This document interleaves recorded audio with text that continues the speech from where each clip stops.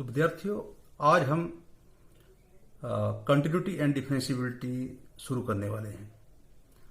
10+2 का सबसे major portion जो है वो कंटिन्यूटी, डिफरेंशियबिलिटी एंड इंटीग्रल्स यही है, जो लगभग आपका 45% ऑफ द सिलेबस जो है कंप्लीट करता है। तो कंटिन्यूटी, डिफरेंशियबिलिटी एंड इंटीग्रल्स ये आपस में कनेक्टेड भी हैं और इसका जो बेसिक अंडरस्टैंडिंग जो है बहुत जरूरी है।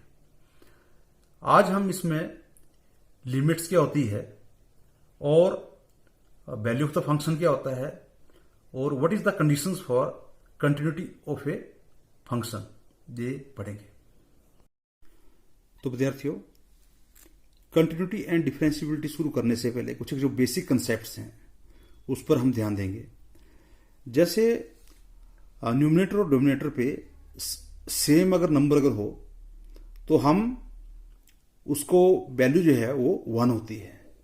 उसी तरह से अगर डिनोमिनेटर में 0 अगर हो किसी नंबर के तो हम उसको इन्फिनिटी कहेंगे, लेकिन अगर न्यूमरेटर में 0 हो और डिनोमिनेटर में कोई नंबर अगर हो तो हम उसको 0 कहते हैं। अब इसको अगर हमने अभी जैसे ये 3 हमने इसमें देखे, इसको अगर देखें तो जैसे हमने 0.0 अगर का मान अगर देखना अगर हो तो अगर इसके अगर रेफरेंस में अगर देखते हैं तो इसका मान हमारे पास जो है 1 आना चाहिए। अगर डिनोमिनेटर में 0 अगर है तो इसका मान क्या होना चाहिए? इन्फिनिटी होना चाहिए। अगर इसको अगर आप कंपेयर करें इसके साथ तो क्योंकि 0 जो है ये न्यूमरेटर में है तो इसका मान जो है वो 0 होना चाहिए। तो मतलब 0.0 जो है इन तीनों केसेस के अगर आप इसको अगर कंपेयर करते हैं तो इसका मान 1 भी हो सकता है, इन्फिनिटी भी हो सकता है और 0 भी हो सकता है। तो 0.0 की वैल्यू जो है ये ना 1 होगी, ना इन्फिनिटी होगी, ना 0 होगी। ये जो वैल्यू जो है 0.0 अगर आप मैथमेटिकल इसमें अगर देखते अगर है तो ये अनडिफाइंड है। क्या है? ये अनडिफाइंड है।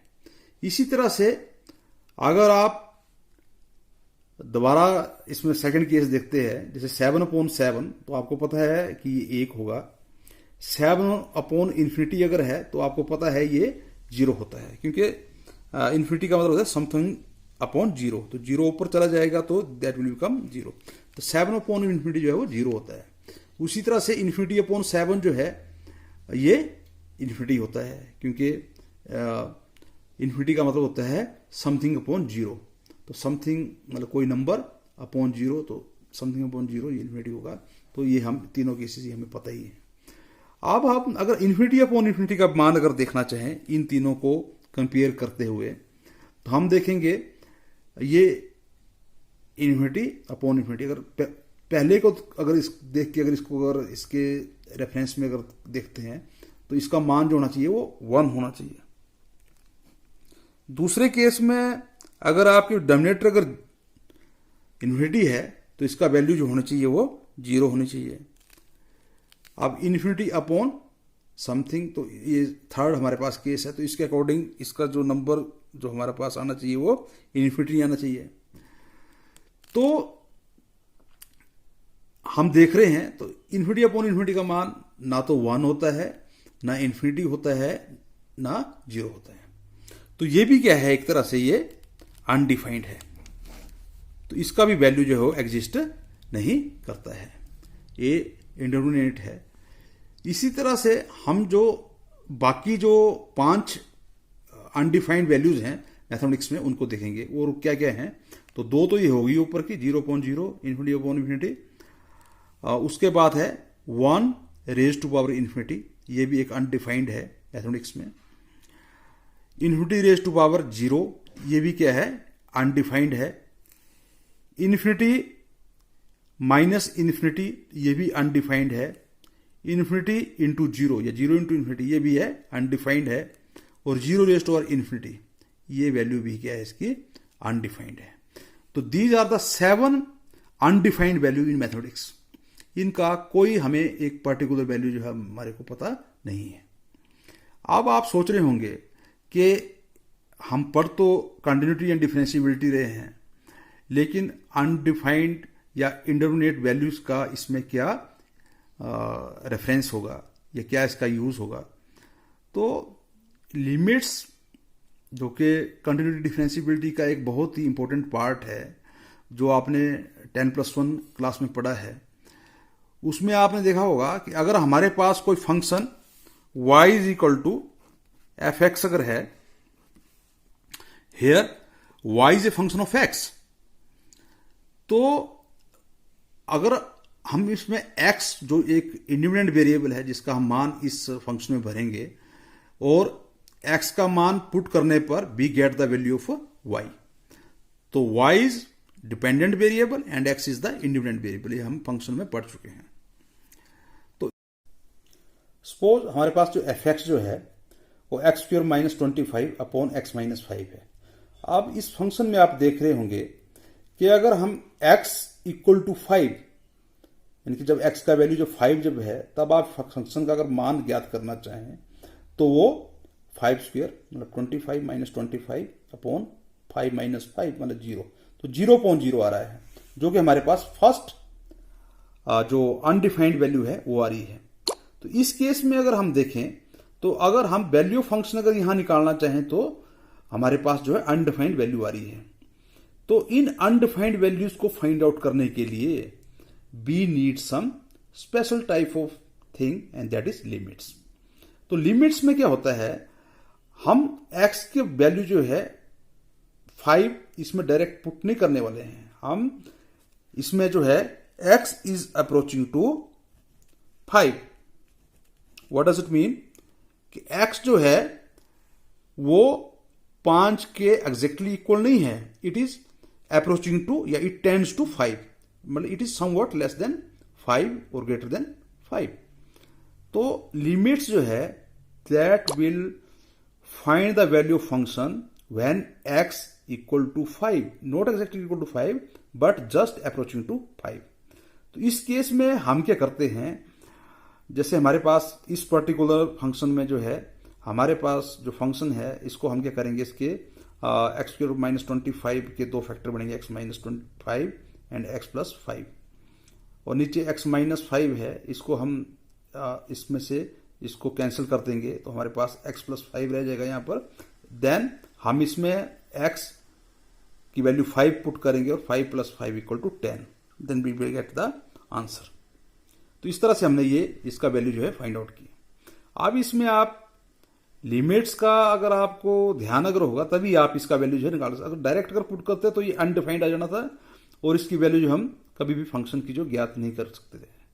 लेकिन इसको हम आप लिमिट जो है इसका कोई पर्टिकुलर मेथड नहीं होता है, हम इसको कई तरह से करते हैं। जैसे हम इसको आप देख रहे होंगे नीचे, ये एक और मेथड है इसमें कि x इक्वल टू 5 + h।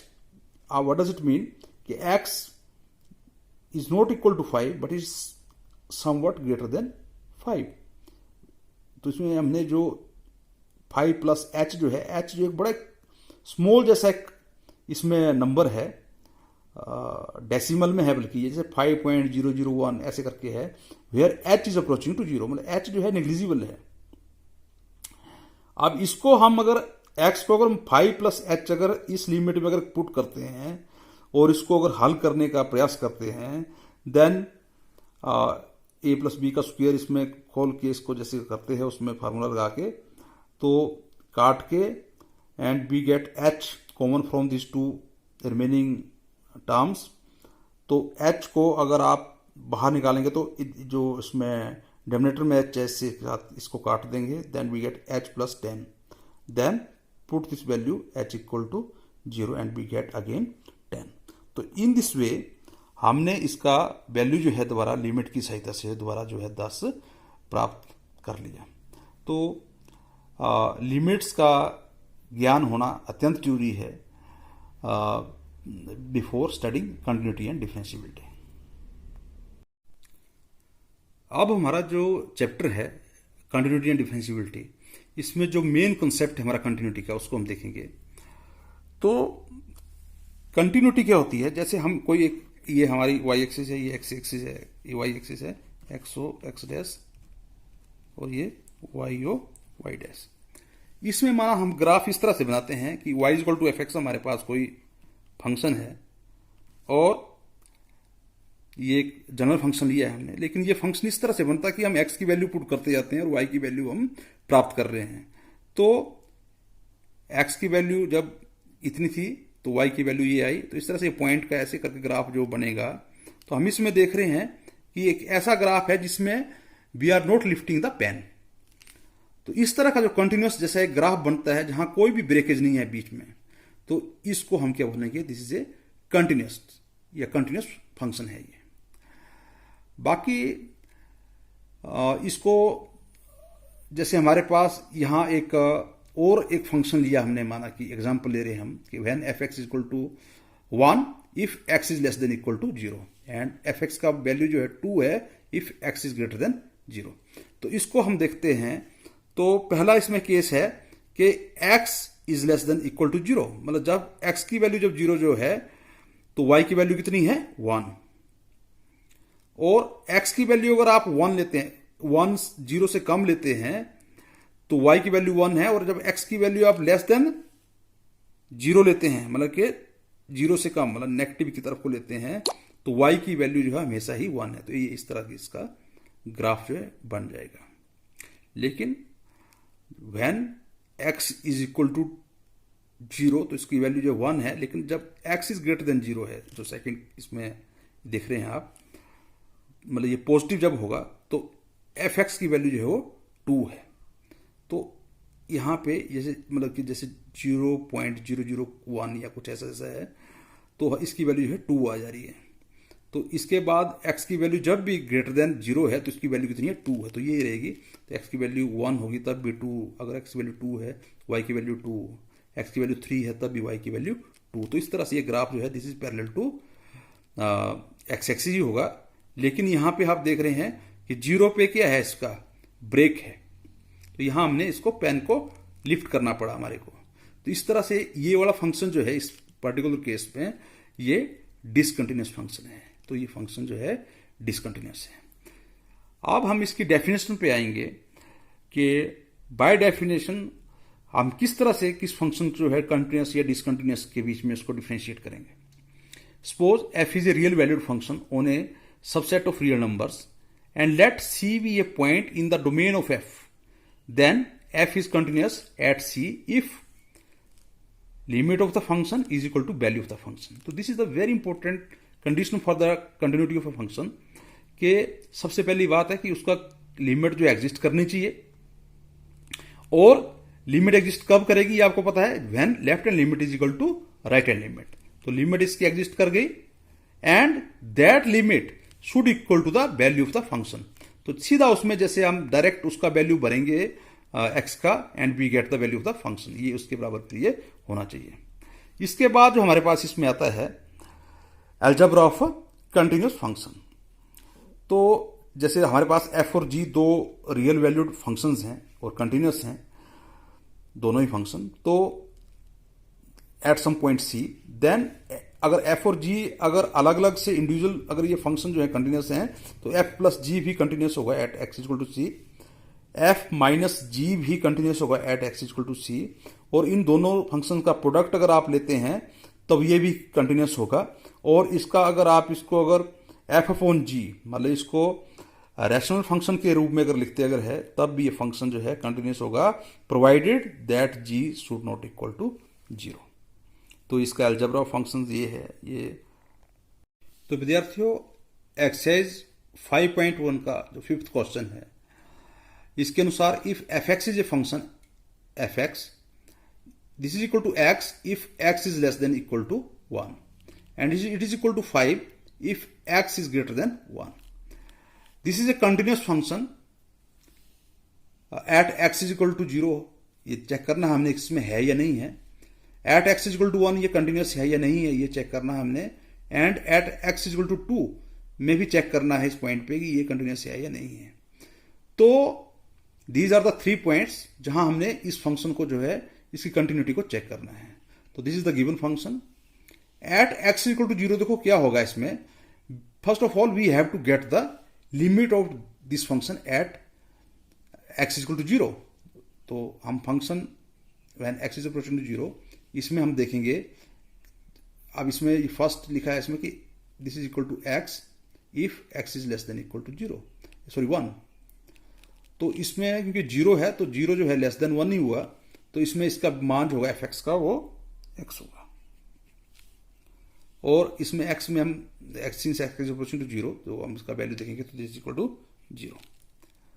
अब वैल्यू ऑफ द फंक्शन हमारे पास, क्योंकि fx जो है इस केस में x है, तो x का वैल्यू अगर हम 0 अगर भरेंगे तो इसकी वैल्यू कितनी आती है 0 ही आती है। तो हम इस तरह से देख रहे हैं कि जो इसकी लिमिट जो है ये वैल्यू ऑफ द फंक्शन के बराबर आ रही है।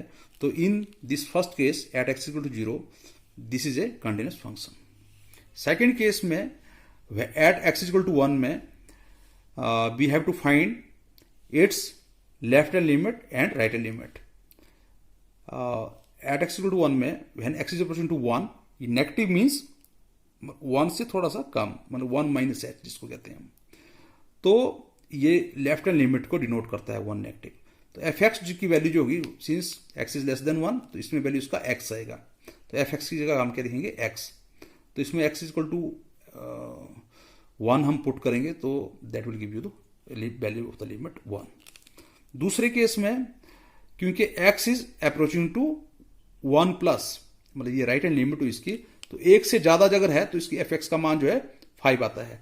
तो in case instead of this F X we can write 5। तो अब क्योंकि कांस्टेंट है तो इसकी राइट हैंड लिमिट जो होगी 5 ही होगी।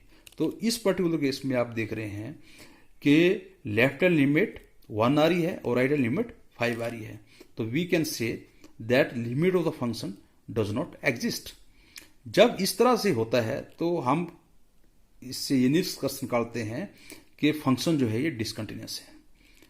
तो ये at x equal to 1 this function is discontinuous. Third case जो है हमारे पास at x is equal to 2। इस केस में हम देख रहे हैं एफ एक्स जो है, क्योंकि x जो है इसमें ग्रेटर देन 1 है, तो एफ एक्स का वैल्यू जो है 5 आएगा।